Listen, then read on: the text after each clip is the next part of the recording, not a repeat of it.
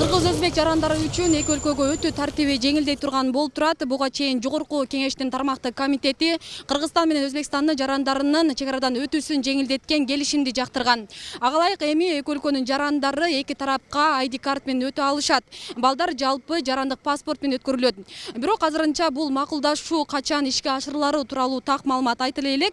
Азыр мен эң көп эл каттаган Ош облусундагы Достук чек ара бекетинде турам. Бул жайда учурда чек арадан өтүү тартиби кандай жүрүп жатат, ичинен кенен таанышабыз. Быйыл Достук өткөрмө жайы реконструкциядан өтүп, электрондошкондон бери чек арадан өтүү жол жобосу бир кыйлага жеңилдеген. Мурдагыдай нараатчылыктар да байкалбайт. Бул жайдан күнүнө 18 миңден 22 миңге чейин жүргүнчү кирип чыгып турат. Суткасына өткөн транспорттордун саны 200дөн 300гө жетет. Куруу иштери учурунда нараатчылыктар болгон. Себеби жолдун посттун өзүндө эле куруу иштери жүргүзүү учурунда кандай айтсак, ыңгайсыз шарттарды жараткан учур эле. Ал эми болсо азыр баардык куруу иштери бүтүп, шарттар оңолуп, оңолгон күндөн баштап эле уже биз байкап атабыз. Көп жүргүнчүлөр келди, аябай көп болуп атат күн сайын. Мына сиз келгенде азыр кичине туман түшүп, азыраак болуп атат. Бирок туман кетери менен азыр аэропорттон бардык самолеттор күтүүнү күткөндөр болсо түшөт, ошондо уже жүргүнчүлөрдүн саны кескин түрдө өсөт. Комитет жактырып жаткан келишим ишке кире турган болсо, эки өлкөгө өтүү мындан дагы жеңилдейт, текшерүү азаяры күтүлөт. Мындан улам макулдашууну эки өлкөгө каттаган жүргүнчүлөр да колдоп турушат.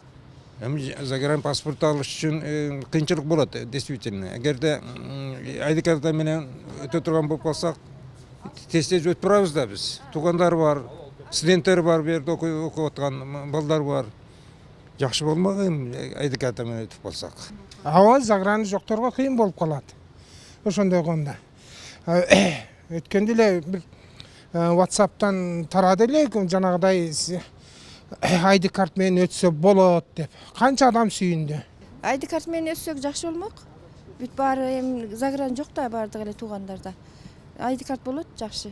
Ушундай чечимиңер тууруга. Статистикага таянсак, Достук бекетинен кирип чыккандардын дээрлик 80% өзбек жарандары. Бул жайдан күн сайын кирип чыгып соода жүргүзгөндөр да бар. Эгер ID карт менен кирүүгө уруксат берилсе, Кыргызстанга келүүчүлөрдүн саны эселеп көбөйөт жана аларды текшерүү азаят. Муну менен коопсуздук жагын көзөмөлгө алуу жагы кыйындай турганы айтылат.